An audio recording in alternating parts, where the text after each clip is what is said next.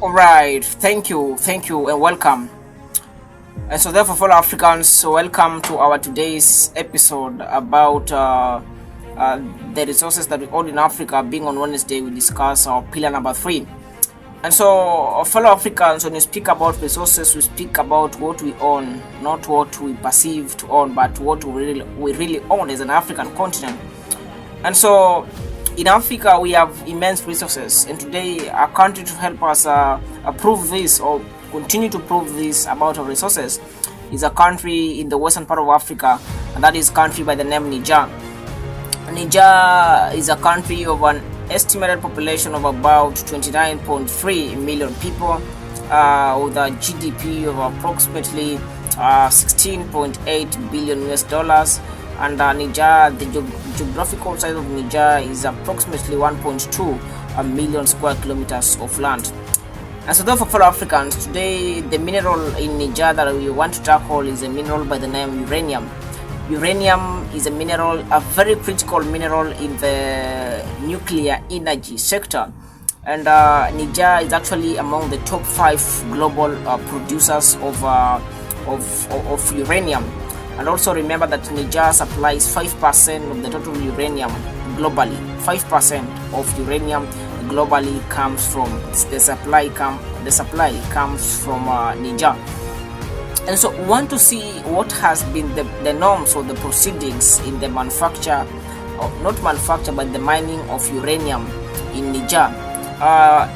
The uranium industry for a very long time in Niger has been captured by the external powers, more specifically France, which is her colony. France colonized Niger. And so for a very long time, they have taken advantage of this important mineral in Niger, whereby they come, mine, and then take it to her country or their country. Then it's used to run, it's actually used to run the electricity sector, because 70% of France electricity comes from uranium, and whereby most of this uranium is actually from Niger. So actually this one shows how these colonies took the advantage of Africa, because and then putting in mind that 70% runs its electricity sector, then in Niger itself we have a very huge population in poverty of electricity. Very huge population. I can tell you for free, we cannot actually compare the source and those who come and actually that is stealing from Niger and then take it to their country, because for them their industry is running, but then where they take this mineral from, everything is not working. That is when the new military leadership came into place, led by General Abdurrahman Tishiani. They suspended these things in terms of France taking advantage of Niger and mining the minerals, because Africa is a country whereby they can do these things for themselves. We have the minerals, but the norms have been that the external powers have to come and then run our industries in all these different sectors. That is what we are trying to break, the monopoly of external powers overseeing all our proceedings. That is when General Abdurrahman Tishiani came into place and suspended all these external powers, and so that Niger itself can depend on itself, and they can mine their own minerals, refine them, and actually, if it's to export, they export the final product. If it's to do something, they first benefit themselves, because it is from their country, from their soil, so it is supposed to benefit them. How comes you mine? For you everything is working great, but where you are taking this thing from, it is not working. It is the same as having a cow, milking that cow. You are very happy to drink the milk, but then the cow remains thin. The cow has nowhere to lean on. That is the state in which France and Niger have been operating. So uranium in Niger is a mineral that these people have taken advantage of, because actually many African countries are not given the mandate or the authority to actually run their own nuclear plant. Many say that Africa cannot do this because they are inexperienced, just a lot of excuses they give us. But then the advantage they take about this, because they say this knowing that we have the mineral, we have the uranium.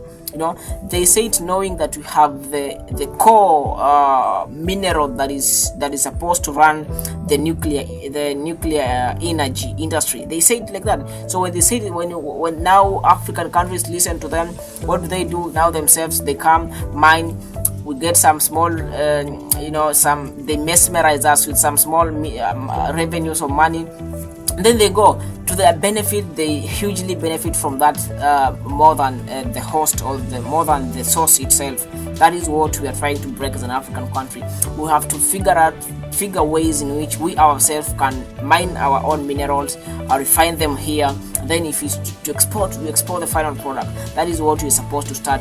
We need to have that revolution of depending on ourselves in terms of the minerals, and mine them and then use them, fast, so that if there's anything to export, our people first should be satisfied. Our industry should be running, from our own things, not things that they come mine, take them there, then they bring us some petty money here, claiming that we are getting the revenue. No, that should not be the situation.